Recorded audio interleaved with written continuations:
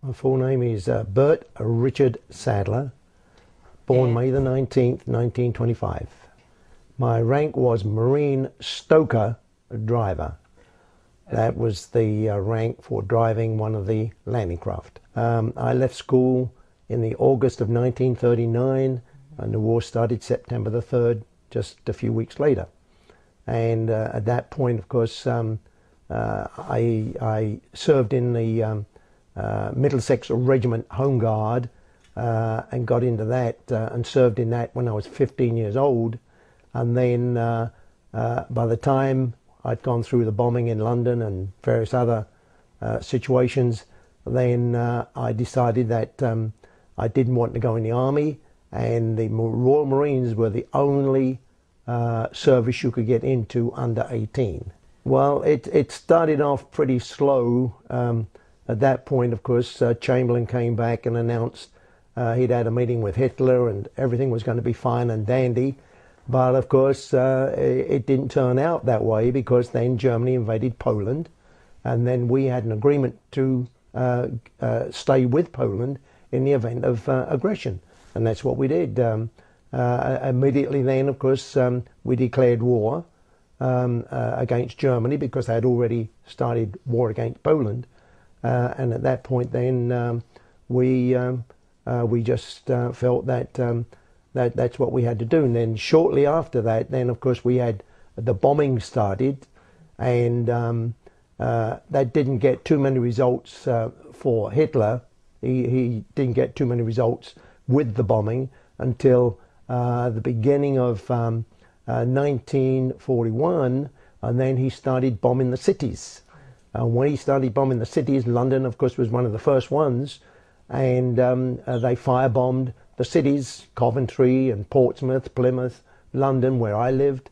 And while I was involved in the Boys Brigade, it's like a Boy Scout movement, I was then attached to a warden's post during the air raids, where then, of course, I would run messages between the different posts. And during that time, of course, then the Germans firebombed where I lived in particular. And at that time then, I was outside, like I was supposed to be, on duty, and I started putting out fire bombs, which we've been trained to do with sandbags, because you couldn't get anywhere near the fire bombs because the metal would burn through your skin and your bone.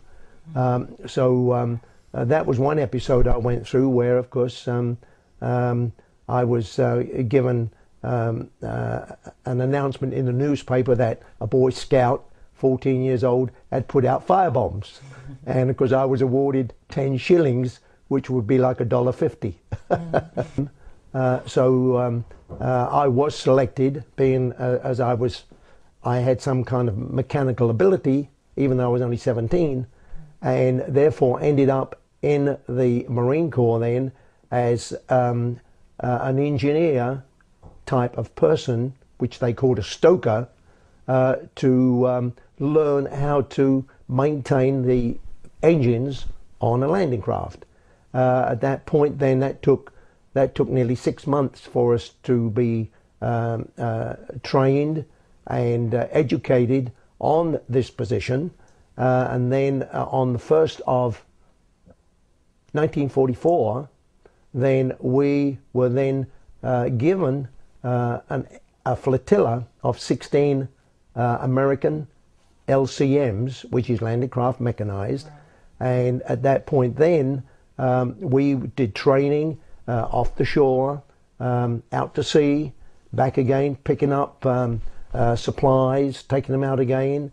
And then eventually we started training with British Royal Engineers, who then had to land with their high explosives to get on the beach and do their particular job, blowing open the sea walls.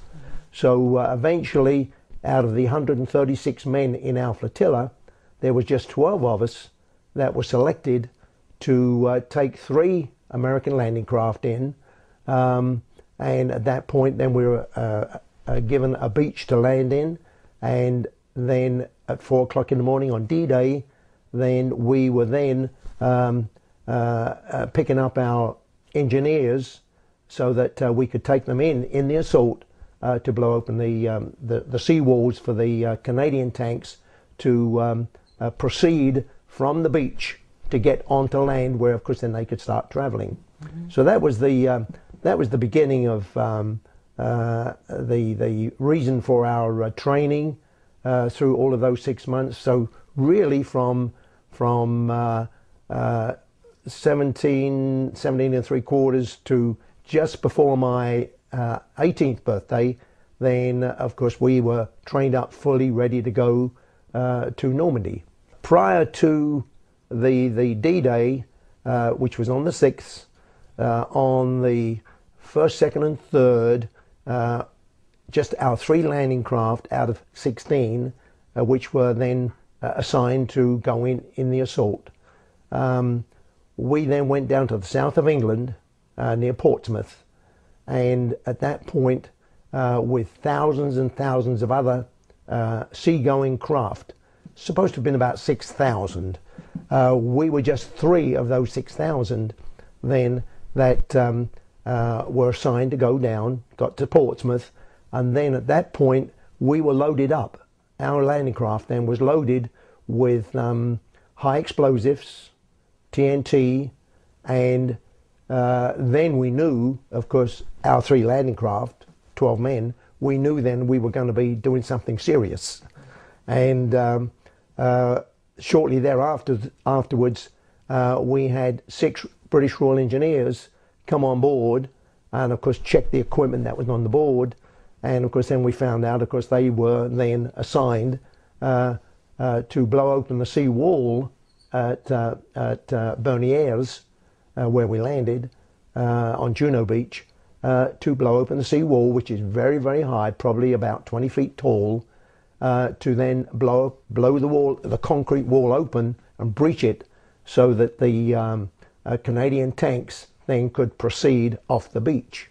So that was basically what our job was to do at that time. But also at that time, we were running in a very high sea. Everybody had been seasick on the way over from all events. As we landed our Royal Engineers and they took off the explosives, we were very, very, very fortunate by the fact that at that point we hit a mine, and the mine blew a hole in the side of the landing craft, and it was big enough for us to start taking on water. So we limped off the beach because all of the other landing craft were coming in with troops and tanks and stuff like that. So we limped off of the beach, and we got about 1,000 yards off the beach, and at that point we started to sink. We were very, very fortunate then. Again, I don't know why we were so fortunate. We'd got through, and none of us had got hurt in the assault. At this point now, our landing craft was sinking, and we found that we were right next to the command ship on that beach, HMS Waveney. So we realized then, of course, we better do something real quick. So at that point, we could see the scrambling net on the side of the ship, because the ship's gunwale was way up, and we were fortunate then we could just jump off the landing craft as it was sinking onto the scaling ropes on the side of the ship, and then of course we got on board ship. So at that point, this was still D-Day morning, and then during the afternoon, as the fighting started easing off the beach with the tanks coming in, then we could see the bodies floating around in the sea, coming out of the tanks. A lot of the tanks, of course, had got off, and it was where they'd hit a sandbank, and they thought that was the beach. They got off the sandbank, and then of course they found they went down under the water. So a lot of tank crews, some of them got drowned in the tanks, and of course some of their bodies would come floating out sometime later on.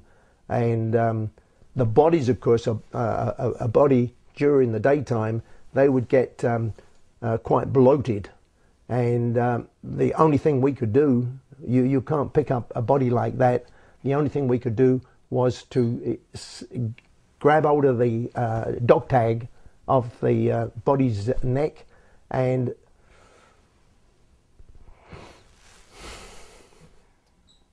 then we just had to reverse the landing craft around so that we could get the props to disintegrate the body, so it wouldn't keep floating around. Yeah. There was nothing else you could do. I mean, to say the next day, of course, we had the sailors on board that ship who were stitching up the bodies in hammocks, because that was the way. That's the usual way of burial at sea.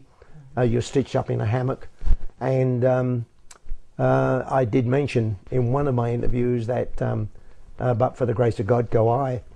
It could have been easily me being stitched up in one of those hammocks. Then we went out then the next morning, and at that point we went out to the channel, out to sea, and buried the people that we'd picked up, the sailors had picked up on the ship. And as we came back in early that morning from the burial service, then I detected my buddy's landing craft that I knew he was on, because there's only 3 of us out of all the landing craft that were there. And I'm on the stern of the ship coming in. I said, yeah, I said, there's my buddy there. That's my buddy's landing craft, I'm sure, because it's the only one there that was that kind of landing craft. And I had no more than said that, and it blew up to pieces. And of course, my buddy got killed. When I say my buddy, he was my bunkmate. He slept on the top bunk and I slept on the bottom one. And at that point then, of course, he did not survive, nor did the Corporal Hume. So my buddy Smith, of course, they both perished in that explosion. So that was D-Day. That was the next day after D-Day. D-Day +1, as they call it. Yeah. I guess the planning of D-Day was very, very much precise, really, with so many countries involved, 4 countries involved, and 6,000 craft. And evidently, at one time, there was something like 3 million Americans in England awaiting D-Day. And it was just one of those things where I guess we were part of the seagoing part of the operation. You had the overhead, you had the airborne operation of D-Day, which of course was landing all different types of paratroopers, like the 82nd American, like the British airborne troops. So they were landed in coordination with their commander. With our commander on our beach, that was Lord Montgomery, and he was in charge then of the 2 British beaches and the Canadian beach. So at that point, I would imagine that all of this was then detailed and given to certain people down the line as regards to their responsibilities. And in our case with the Marines, our one and only kind of participation in the Operation Overlord was to deliver the infantry, the commandos, the initial armaments and stuff like that to the beach. Just like in our particular case, there's all these thousands and thousands of troops landing, but there were just our 3 craft with our 12 men on, and just we were assigned to that one beach because that was the only beach that had a seawall, because they already knew that with spying and stuff like that. So on the other beaches they didn't have to do that. So really, I guess the fact that we had that one job to do and then get out, but then we got out, fortunately we were saved, and then the next day, D-Day +1, then our depot ship came over then with the rest of our flotilla. And at that point then we were then transferred to the depot ship as survivors. Of course there was, out of the 12, there was only 5, 6 of us that survived. And then at that point, the landing craft then that were brought over the day after D-Day, then we took over, and then we stayed on the beach then for another 7 weeks, going back and forth to the supply ships, taking the ammunition, taking the food, taking everything that was required that would go on our landing craft to the beaches. In our particular case, we were supplying the Canadians, and it was all set up where they sunk 10 ships. They sunk 10 ships in a half circle off the beach, so that our landing craft, which of course are not seagoing, even though we crossed the channel, we were the only 3 that did, because all the others came over on depot ships. So this harbour then would be where our landing craft then would take shelter in between the tide coming up, the tide going down, being able to unload the material to the beach. So I think it was like about D-Day plus 3, and they had an LBK. And we said, what is an LBK? It was a landing barge kitchen. So that meant we finally was going to have some food and some hot tea or something to drink. Okay. And of course it was just terrific to go on board that LBK and go down below, and there was food there, hot tea and whatever you wanted. That was really nice. But that was, I think, really everything seemed to be well coordinated, except of course the fact was that with the uncertainty of the tides, then we were supposed to have landed much sooner than we did, but the tide had come in, so therefore we had to go through the obstacles instead of landing in front of the obstacle, and of course going through the obstacles then, because the tide was higher, and that's of course when we hit the mine on the top of the obstacles. They used to have a little round, what they called telemine, which was stuck on the tops of these obstacles, and of course if you hit one, it would you just knock it and it would just go off and damage your landing craft. We 7 weeks then, which was one of the most unfortunate incidences that I was ever involved in, and again I'm so lucky to be here talking to you. 7 weeks later, July 21, we were all then given instructions, all the landing craft crews then were given instructions to go back to England, being as the Americans had captured Cherbourg, and now we had a harbour. So they didn't need us to transfer any more equipment. So we said, well, okay. So first thing in the morning, all of the landing craft, there were 16 landing craft that were still floatable, that had been brought over on the depot ships. And at that point, said, well, okay, all the guys on board your landing craft, and of course we just loaded up with men, and away we went, 8 o'clock in the morning, heading straight out for England. Well, England from Normandy is about probably 100 or so miles. Not very much, but the point is the channel is a very treacherous channel. It's always choppy and waves. So we started off, and of course we could see all the landing craft, 16 landing craft, and off we went out of the debris and off the beaches, and we got on through into the afternoon, and the sea started getting very, very rough. As it got to dark, then it was really rough.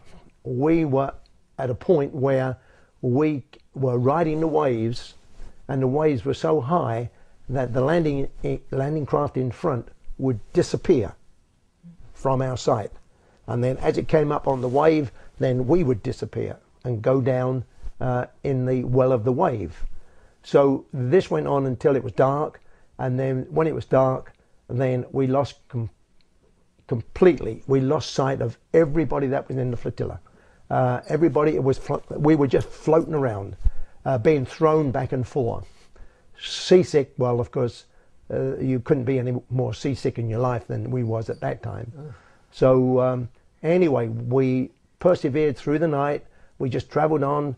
All you could do looking at the stern of the landing craft was you could see a big fluorescent wake, which I'd never seen before.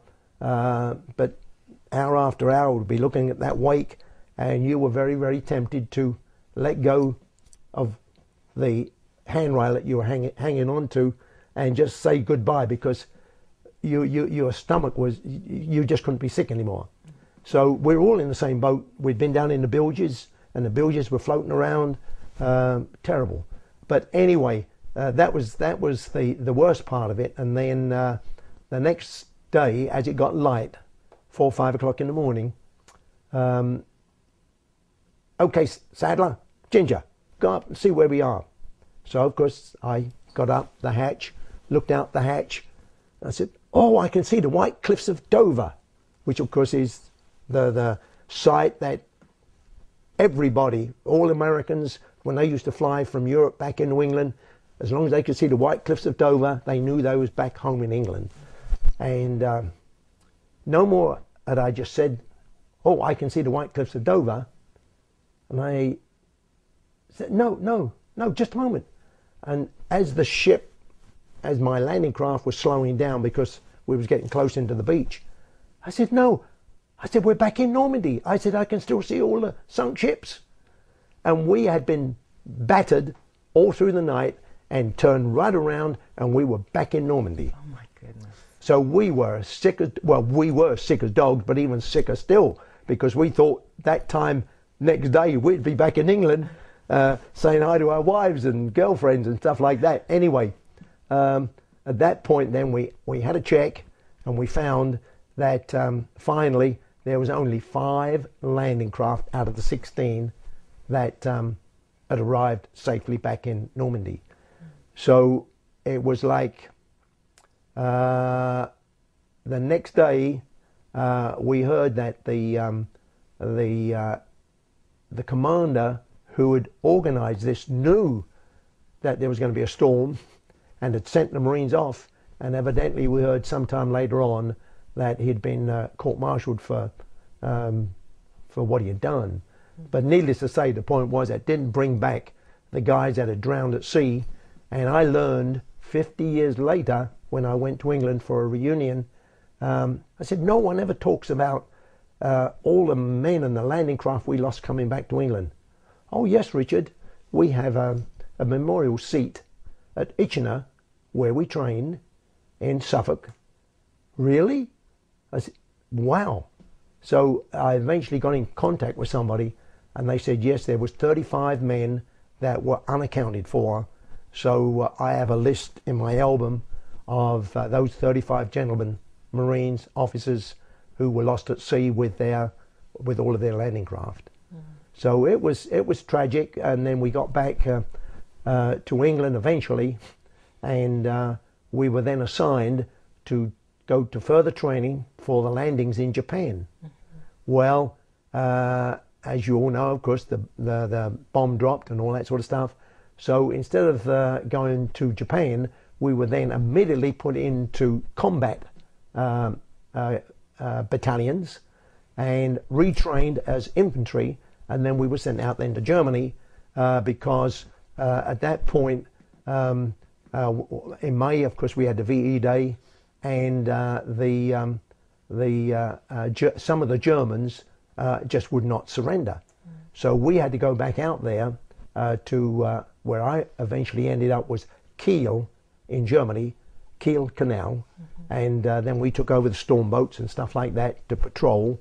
And at that point then finally we got control of the ruins, because everything was in ruins, bombed by the Royal Air Force and the 8th Air Force. And finally, of course, we got the remaining Germans under control, captured so many of them, and then of course once we'd done that, then in the October we came back to England, and that was our final gig to come back to England. Yeah. VE Day, we were caught on parade, and okay, Marines, today is the end of the war. Okay, so you can go do whatever you want to. So at that point, of course, I said, well, okay, we'll go into Southampton, which was near where we were stationed, and we're going to go into town and have a few beers. So before then, we were given an extra tot of rum. Now a tot is a little 1 ounce of rum, and we were given rum, which usually is served 3 parts water to 1 part rum in your mug. Well, this was 1 and 1, only 1 part water to 1 part rum, because we had to splice the main brace, which is a Navy tradition when you have a victory. So of course we spliced the main brace, and of course there was a lot of the guys didn't wait, so the officer just said, well, okay, put your mugs up again. So the Marines that were left, then of course we had the rations for the guys that had already gone. So by the time we came to go ashore, is what we call going into town, going ashore, then of course we were pretty well obliterated. But anyway, we did get out to town, and we did go into Southampton, and at that point, of course, some of us did lose reason, and I ended up with the ladies, or the girls, I guess girls really, because that's all we were, girls and boys. The girls had stolen my beret, stolen my belt, stolen my gaiters, and I had to walk all the way back to camp, which was like about 4 miles away, at 2 or 3 o'clock in the morning. So that was the end of the war, like, you know, the VE Day, and then of course the VJ was much the same sort of thing, like, you know. So yeah, we know how to party, we know how to drink beer too back in England, because we have a lot of pubs. Because I had 2 here in Atlanta anyway. I used to own the Reggie's British Pub in the Omni back in the 70s and 80s, and another one down in the south of Atlanta called King George II. Okay. And the King George II was named by me because it was 1983, and it was the 250th anniversary of the founding of the state of Georgia by King George II, right? Every day that goes by, you have to, and like a lot of us do, even the Vietnam veterans, hey buddy, how you doing? Fine. Well, boy, we made it for another year, or maybe we made it for another day or something, you know. So yeah, it's very, it gets very emotional as you get older and older, because you know so many people didn't make it. Right. They didn't make it, so you have to be happy that you're still here and able to talk about it. So yeah, it's a pleasure to talk about it again anyway, and thank you very much for your comment. It was really a well-kept secret. I did not find out, only reading various stories about D-Day and Normandy, that it was about March of 1943, at the time that I joined the Marine Corps as a boy, that the actual program was started for the build-up of some kind of invasion, and it appeared at the time that there was no absolute positive place that they were going to land. It was just the fact that, well, we've got to invade, so let's start on building up the material. So of course that's what America, of course, was involved in doing with England, with Britain, and they had the lease land when they sent over ships, and of course somehow, of course, then we got all of these landing craft from America, which were built in New Orleans, incidentally. So at that point, then the build-up, then of course it was pretty obvious to us then, because we have landing craft, and where we're training at night time. We're landing on the beaches around Lowestoft at night time, and then at that point, after we had about 2 months training doing that, we then had to travel all the way down the east coast of England. So when we get down to Portsmouth, of course, then we could see a lot of ships, battleships. We could see all sorts of things that were going on, and we'd been down there. This was like then about probably 4 weeks before D-Day. Then our coxswain, a Marine sergeant, then indicated to us in his crew on our landing craft that we'd been selected then to load up with high explosives and TNT. Oh, yeah, that sounds like a lot of fun. You know, so yeah, right. Yeah, I didn't comment earlier. But. So we get this.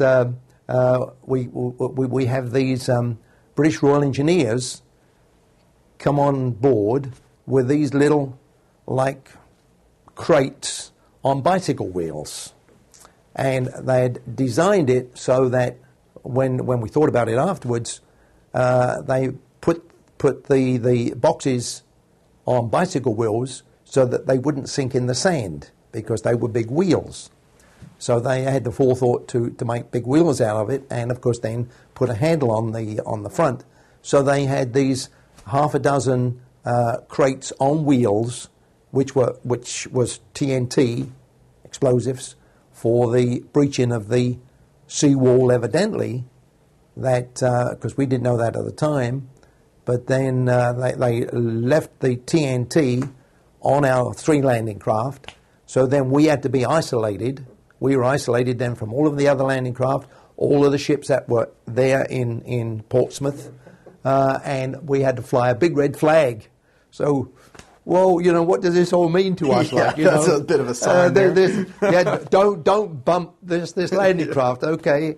We still didn't know at that time. We still didn't know the exact objective at that time. But of course, we knew things were getting serious anyway when we had to put that big red flag up. Then, of course, like everybody knows, D-Day was then supposed to be on the 5th. So we left on the 4th and started to steam out with all of the other ships, because the other ships were battleships and troop ships and stuff like that.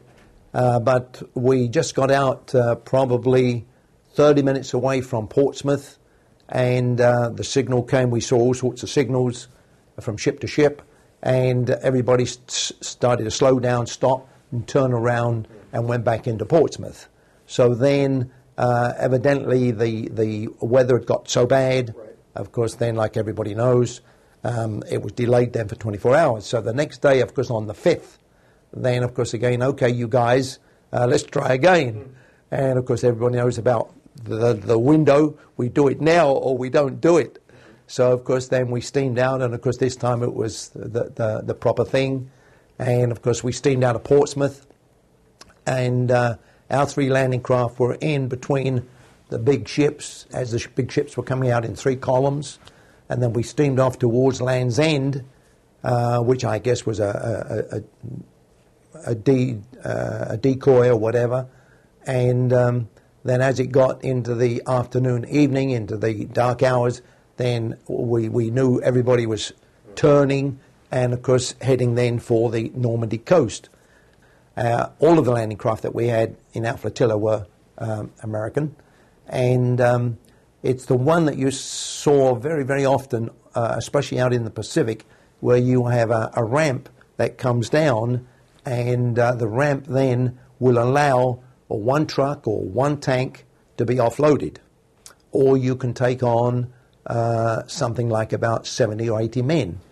And in our particular case, of course, we just had a half a dozen Royal Engineers with their soapboxes. So the engines that I had to look after for the 6 months, they were American Grey Marine diesel engines, 240 horsepower, both of them, and they were pretty powerful.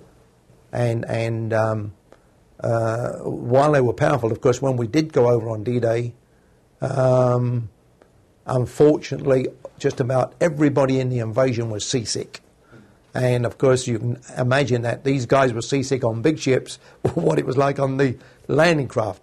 We actually, at times, as we were following each other, the landing craft in front would disappear in the swell, and then as the swell then would take place, then they'd be up on the top of the wave and we'd be down in the bottom, and that was scary, especially when you're seasick and you've got no food in your stomach, because these landing craft, unlike all of the others, had no food amenities.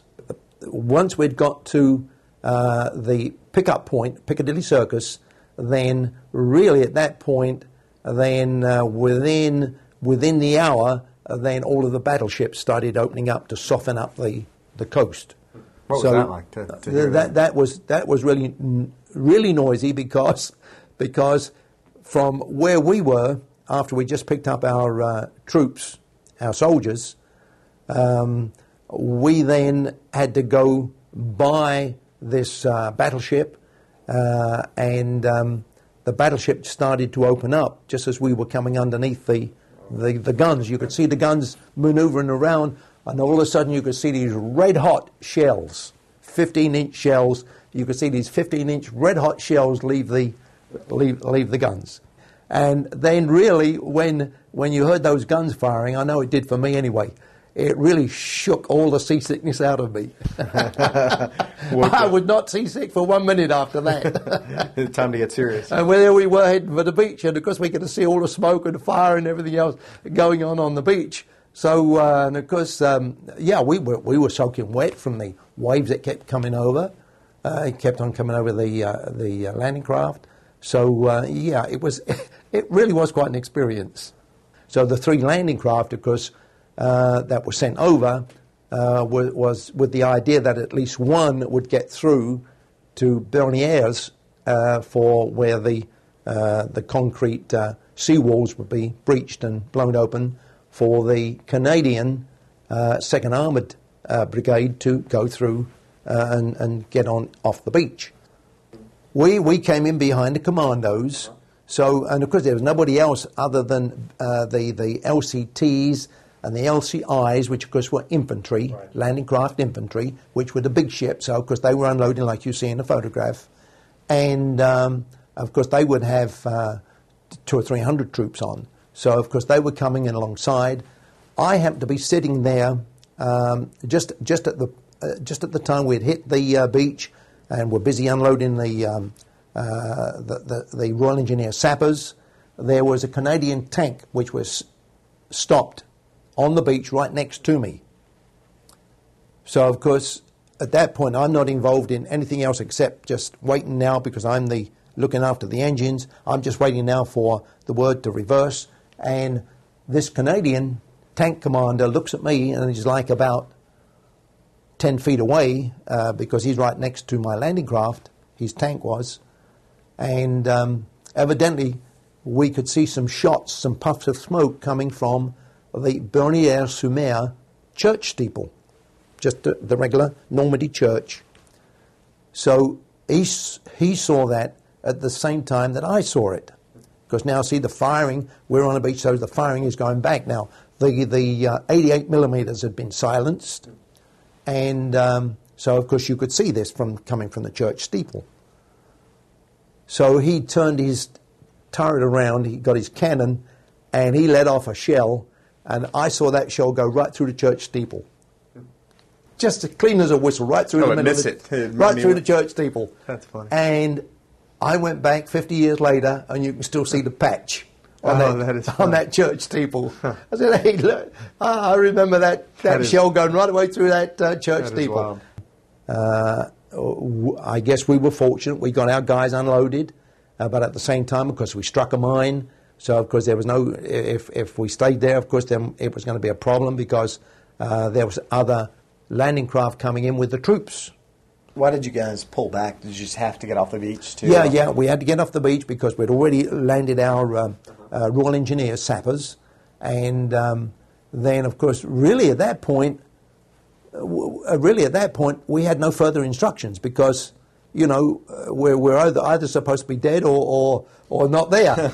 You know, I mean, say that was just our thing, was to get the troops there. So they did not give us anything to suppose that we had a place to go to afterwards. But of course, well, we did the best thing we could see. We could see how the landing craft were coming in, the bigger landing craft, and which was the same thing on Omaha Beach. On Omaha Beach, they actually thought that they were going to have to retreat because the beach was getting so crowded with debris from the sunken landing craft that there was no room for the other landing craft to come in with the troops on. So, of course, we didn't arrive at that point on Juno Beach, from what I've read, but it was getting crowded. So, of course, then we backed off, and of course we were just the one little landing craft there. All the other craft were big landing craft. So we just felt that we were out of it anyway, and should be out of it. And of course, at that point, of course, and as we were pulling off, then of course this mine hit. We hit the mine. Your ramp is on the sand. It's on the beach, but your stern is still in the water because you've got your props. You've got two props in the back, in the stern. So so you are sort of, you've still got your engines running to keep you pushed onto the beach. But while you're doing that, of course, then the sea is still rough. The sea was still rough. I mean, say it was very, very rough. And if you really get to see any of the actual shots taken from a ship that was at sea at the time, then I mean, say those ships are just like this all over the place. And these are frigates, destroyers, LCTs, LCIs, the bigger ships, like, you know. So we were sort of being banged around, and of course then there was a tank on this side and some debris on this side here. And there's all sorts of people all over the place shouting and shooting and all that sort of good stuff. We were still amongst the beach obstacles. The beach obstacles were steel beams, and on the top of the steel beam would be a telemine. And the telemine is a mine that will explode on contact. So, and if you look at the photographs, you can see that the mines, the little round mine sitting on top of the obstacles. So, of course, the sea, the waves, of course, pushed us onto the telemine and just blew a hole on our starboard side. And fortunately, of course, we had the American LCMs were very well designed because they had sort of separate tanks, compartments, and these compartments, of course, were airtight. So even though we had damage on the bow, we could still sort of maneuver and we could get off. So we were probably still afloat. We were probably still afloat for probably about 30, 40 minutes, maybe even to an hour before it actually sank. What was it like when the explosion? Was it underwater? Well, there was so many explosions going on. It was just another explosion. What were the other explosions from? From the outbound artillery. Yeah, the ships were still firing.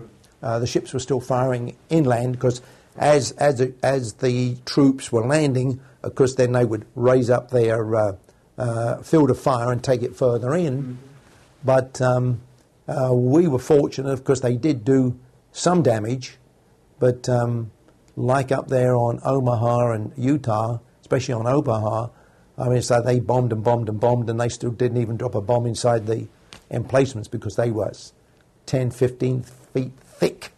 I mean, so, you know, and they were really surprised then when they got ashore and found there were still Germans alive. When you landed on the beach, was there much resistance remaining? I mean, as you were coming in, at that point, no. No, at that point, the troops were a few hundred yards inland. They were still sort of behind the buildings and stuff like that. And at that time, of course, then the tanks were coming in, and of course they were waiting then to go through the seawall. So, of course, then the next day when we came back, we could see where the seawall was blown open, and of course that was the point where or what they call the beach commander. He was a Royal Navy officer, and of course then he would then direct the traffic through, and he did that for weeks and weeks and weeks until the Americans captured Cherbourg, and then when they captured Cherbourg, then of course then that meant that the supplies could go around through Cherbourg rather than for us to keep carrying them and ferrying it to the shore. The whole thing was, of course, my shipmates that came on over afterwards on D-Day +1. Of course, they were on board ship, and they were all waiting for us to get on board from the depot ship, from the control ship, and what happened? What happened? You know, they all wanted to know what happened. So of course we're here, you know, so we're lucky to be here. So yeah, that was interesting. So we were fortunate. We lost on our beach, from records that I've seen, there were about 800 to 900 that were wounded and killed in our assault on our beach, on Juno Beach. So I guess we were fortunate because the Omaha beach was like close to 2,000. So that was quite a bit different.